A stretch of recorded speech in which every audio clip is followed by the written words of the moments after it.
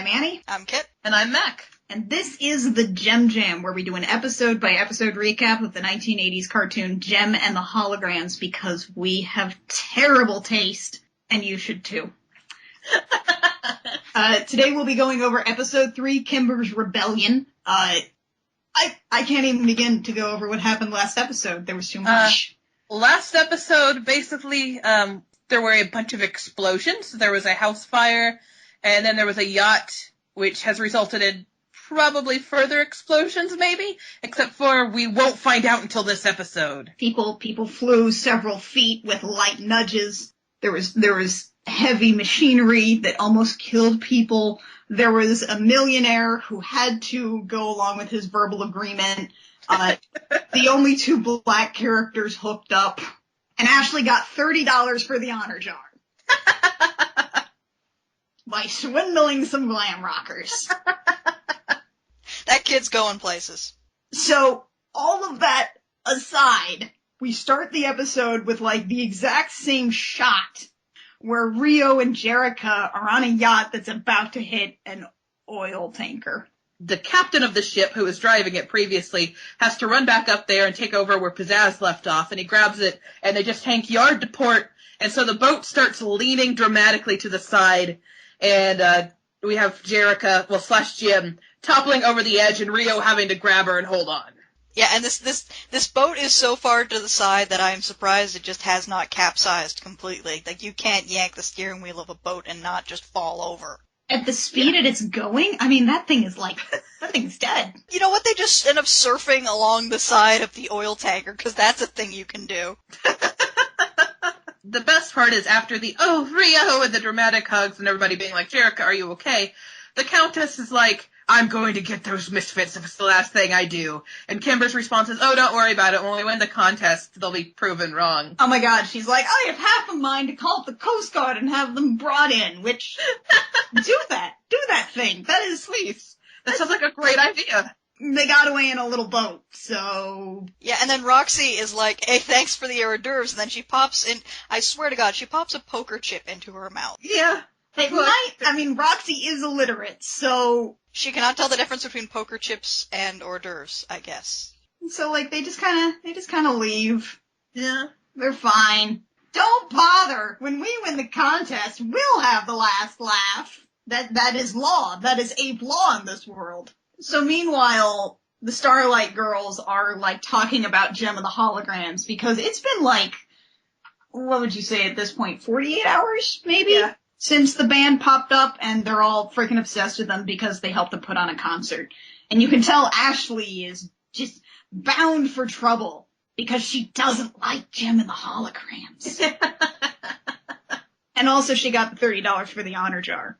And we've got the black girl who later dates Michael Jackson wannabe, and she's like, where did you get the money? And Ashley's like, it doesn't matter where I got the money. And there's this big fight over it. Which she never said, she's like, how you got the money, it's just as important as getting it. It's like, stop moving the goalposts. This was not discussed beforehand. This was not part of our abiding verbal agreement. Which are incredibly important in this post-apocalyptic future. It's the only law there is. It is. If you can't stand by your word, then you can stand on nothing. In this other grim future, this is also a world where apparently guitar straps do not exist. Nope. Because we see both the Holograms and the Misfits performing, and they are just holding the guitar up with their left hand and just sort of hugging it under their armpits with their right.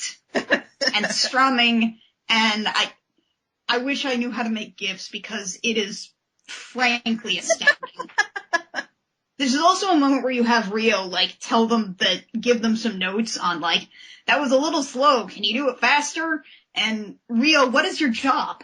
Is there anything he's not supposedly doing? Is he just like this band's entire staff in one dude?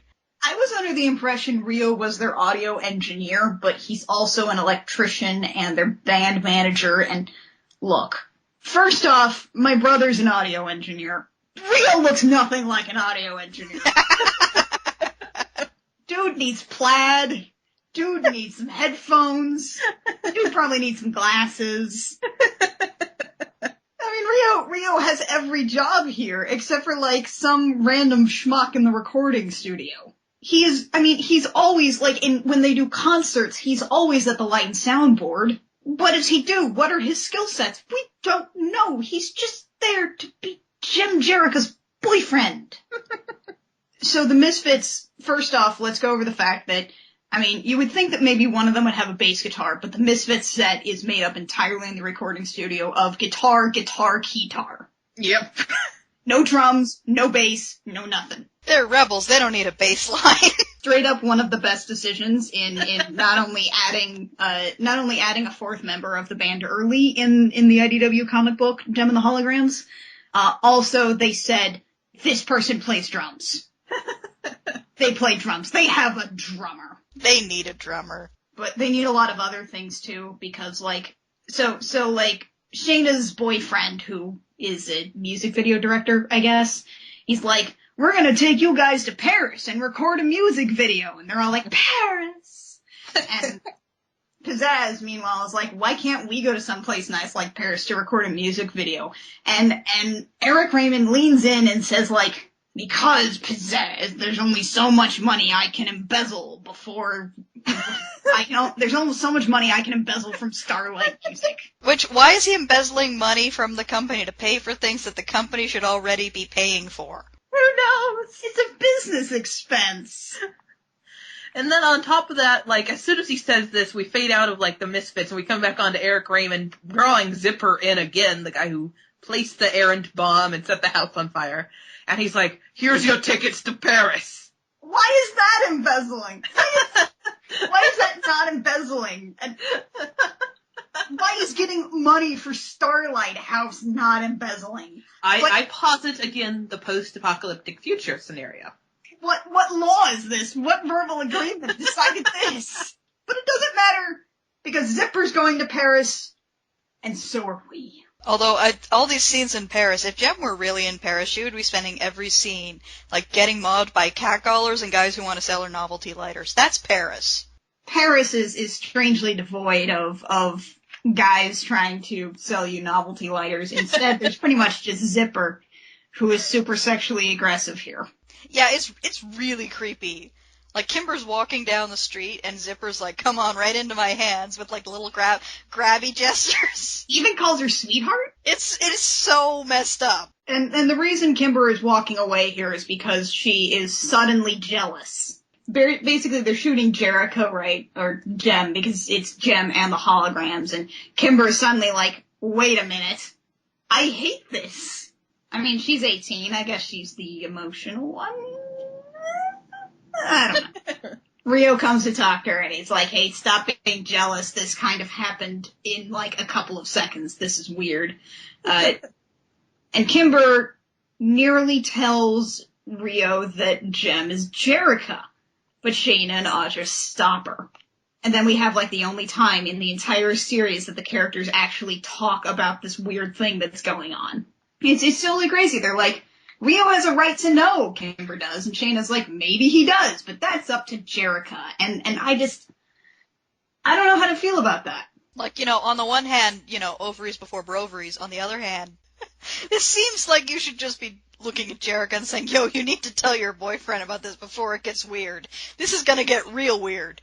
Yeah, this is gonna get real weird whenever he thinks he's cheating on you, and he doesn't want to talk about it, and you don't want to talk about it, and... Why did you even approach him in your persona anyway? I don't know what's happening here. And you're both kind of doing really dumb stuff right now, and maybe sort this out, but they don't really push. They don't really push at all. It doesn't matter. It's whatever. Twilight in Paris. Yep, Twilight in Paris, where we watched Jim walking through Paris and seeing images of Rio everywhere. Like, this is a weird thing in these music videos. Rio keeps showing up, and it kind of, like, it's weird because some of these music videos seem like they're, like, actual canon music videos, but Rio's in all of these. All of them. Rio is apparently supposed to be the hot guy that she's thinking about or wanting to, like, marry or when they're mermaids or something. It's weird.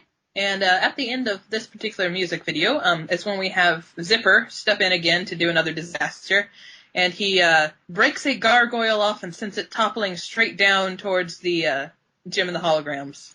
Zipper is murderous. Zipper is perpetually trying to kill them. Like, the first time he was like, scare them a little. And the second time he was like, plant a bomb to scare them a little. It's like, look, attempted murder once, shame on me. Attempted murder twice, shame on Eric Raymond. So they all get out of the way, but I believe that was another commercial break right there. Is the gargoyle calls? They're all screaming. Right, Jem could die at any time. Buy the doll now. We come back and they all get out of the way, of course, and Aja looks up and goes, that was no accident. And we see Zipper's outline and we zoom up there and he turns and he runs across and he does a beautiful little, like, ballet jump across building to building, and he does it like 3 times, flaring his hands and arms out, and he looks so graceful and beautiful, like a swan. Like, I was able to get a screenshot of it. He's amazing. And the best part is, like, again, Aj is the only one who is taking charge here, because Rio is clutching Jem to his bosom, and he's just, like, bleeding out so close, and Jem's like, Rio, don't let me go! So Aj is just like, well, that aside, maybe we should actually do something.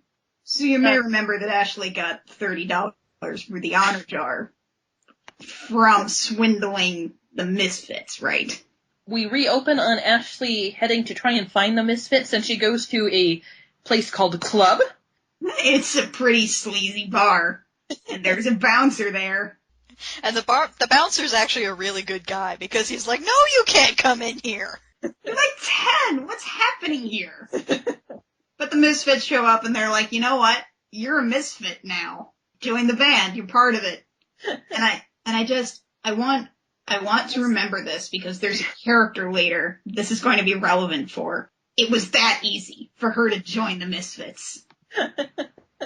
Just keep that in mind. We'll get to it at some point. And what is great is it's a nice show of character here, because we've got Roxy and Pizzazz who are just like, yeah, you're part of the Misfits. You shove people out of the way. There's none of this please and thank you stuff. And meanwhile, we take glasses of water that are complimentary from the tray. Were they water? It looked kind of like milk or White Russians or something. I would go with milk, probably. And meanwhile, Stormer is like, are you okay, little girl? Is everything okay? Stormer has the best reaction to a 10-year-old girl trying to storm into a bar. Where are your parents? But, it's okay. She's a Misfit now. They take a chair. And Ashley's like, yeah! I'm gonna do it! And turns to the dark side of glam rock by, like, getting a Brooklyn accent that lasts about the 5 seconds that are left in the scene. So, like, that's amazing. And then the holograms come back from Paris. And the Misfits... Well, Eric Raymond's actually been doing his job, which is to be its CEO of a record company, not a publicist. But I guess he's also a publicist, because the Misfits stuff is everywhere. And in order to get around that, it's time for a music video, and to get a whole bunch of orphans to do labor for us. Getting down to business, Jim and the holograms. Is it really called Getting Down to Business? Yeah. Yes, it is. This is actually one of the songs that gets stuck in my head a lot. I don't know why. It's not, like, great. And, like, the montage they have of them, like, doing stuff, like, getting down to said business by putting up posters isn't great. Maybe it's the fact that it involves this, like, blonde guy who basically explodes because he's so excited he just got an XXL-sized hot pink Gem t-shirt at a concert. And there's one other thing in this music video I want to point out. It's the fact that Shane is the drummer, right? Shane is wearing a pretty, a relatively short dress. Yeah. What does a drummer have to do in order to properly play their instrument? Spread their legs. They have to spread their legs and ground themselves. So what they do in these little, like, bits in this music video for Shana to play drums is that she's basically perched on this teeny tiny little stool. She's got her legs clutched tightly together. She's just sort of, like, from the wrist, she's just sort of keeping her elbows at her side and waving her wrists around on these little electronic drums. As far as I can tell, she can't even she can't do anything with her feet. There's nothing. She is an ineffectual drum player. And I love it. And after our getting down to business, Kimber charges in to yell at Eric Raymond, and was writing on his desk at this point. Yeah, maybe there's supposed to be a paper there, but he's super writing on his desk when she comes in. And she yells at him. She's like, you need to get the Misfits to stop being dicks. And he's like, I've tried controlling the Misfits, and no luck there. If only I had someone sweet and lovely and beautiful like you, Kimber. And then he shoves his hand into her face. Too much face touching. Way too much face touching. It's very creepy. I think he's supposed to be, like, sort of touching her cheek here, but with the distance between them, as far as I can tell, he just sort of gently paps the back of his hand on her nose. So, he's like, you should join my band, you should go solo, and Kimber's like, oh, and runs away. Also, I feel it's important to point out in this scene, Kimber does not know how to pronounce holograms. Nope. She says holograms. Yeah, you'll notice that throughout the series, not only do we have some trouble with holograms sometimes, but also, Jerrica's voice actress can't seem to pronounce the word very. It's very. Very. Thank you very much. I just want you to be aware of that going forward, Kit. I will never be able to unhear it. Very. I'm very glad about that. So speaking of JEM, Lindsay calls, and her name is actually LIN-Z. And Lindsay doesn't know how to pronounce holograms either. Nobody can pronounce holograms. It's all holograms. But she wants them on her show, maybe so they can figure out how to pronounce it. But, like, she can only do one, and they're like, oh, I don't know, she just wants to do one person because I guess they start recording live in, like, 10 minutes? And what happens is, Kimber and JEM get into a fight over this, because of course they do. And at one point, Kimber's like, you know what? And then Jerrica, like, shakes her head really slowly for, like, 5 seconds, and then says, no! It's like she's never heard a rhetorical question before. It's another one of those lines written from inside the sensory deprivation tank. Well, apparently they also designed the rockin' roaster in a sensory deprivation tank, because Kimber decides to go solo. She takes the car, and she turns it on by turning on the radio. And she just straight up carjacks the rockin' roaster. And she drives away, and there's a focus briefly on the rearview mirror, and you see her starting to cry, a lone tear. And we zoom back over to Jerrica, who goes, oh, Kimber, and her face is off color from her hands, and she just kind of, her head flaps back as she says the words in a very, not a way ahead move. Oh, man. So, like, they have to go get Kimber back, and Jerrica's like, I don't know, it's gotta be the whole band or nothing. And Lindsay's like, okay, that's fine. I don't actually care, it turns out. So, like, they basically, they get Kimber on the radio, and they're like, we love you, Kimber! Come to the station and be on television! And then she's like, oh, okay. So the eponymous Kimber's rebellion actually lasts maybe about a second. Kimber, like, pulls an illegal U-turn, too, in the middle of the road, like, turns around and goes, I think, back to the mansion. And it's like, she's carjacking, illegal U-turns. Is Kimber just an honorary misfit at this point? So Lindsay is shooting her show because Kimber's on her way, and so she's sitting down at the teeny tiniest desk in the world. Like, have you seen those pictures of, like, the old Spider-Man cartoon where he's just sitting at J. Jonah Jameson's desk? And he looks like he's just kind of sitting on his knees. This is how Lindsay is sitting. And in order to sort of bring us, because they're going to do a live recording, she was only going to have a brief interview for one person, and now I guess she shoved all the other acts to the side because they set up a show. They're gonna have a whole freaking song, and it is our third JEM and the Hologram song of the episode. There's no misfits this episode, and I'm mad as heck. I'm mad as heck, and I'm not gonna take it anymore. I am. It is PG in here, but I am mad. But it's this song. It's the song called I've Got My Eye on You. Which is creepy. She's got her eye on Rio, and she keeps pointing directly at him. Just this giant spectral Jerrica or JEM stalking Rio. Like, let's look at the lyrics here. Hey, babe, I've got my eye on you, and I'm watching your every move.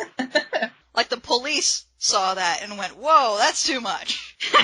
Maybe we can pull it back a little. And the fun thing about this music video is it also comes after an argument between Jerrica and Rio, where Rio's like, I can't be your manager I can't be the manager anymore. And Jerrica's like, no, baby, I need you. We miss you. We can't replace you. And then we have this song. And he's like, well, emotional problem averted, I guess. I guess I'll just kiss both of them. Interesting note here. Kimber writes all the songs. Kimber is the songwriter for this band. The sole songwriter. Is I've Got My Eye on You a warning? Like, I feel it's super important to keep in mind for all of these songs that Kimber writes every single one. So the Misfits show up. As you do.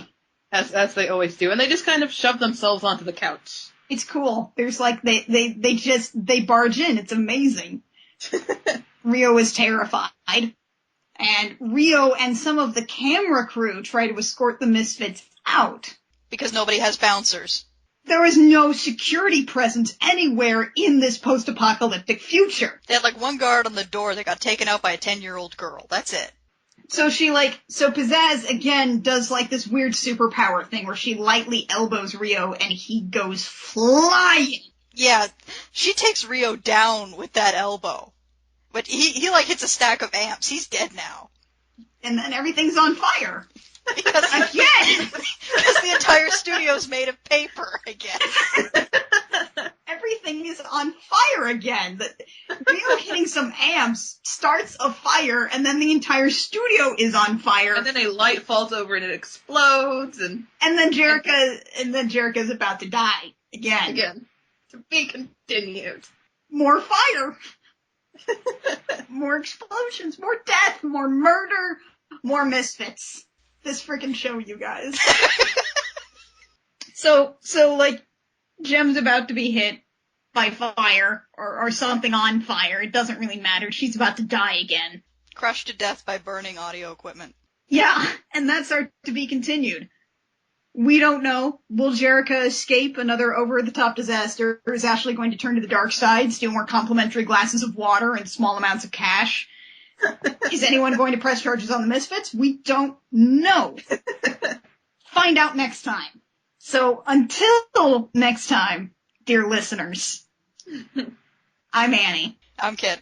And I'm Mac. And this has been the Gem Jam. For two wrongs, don't make an outrageous. Oh my god.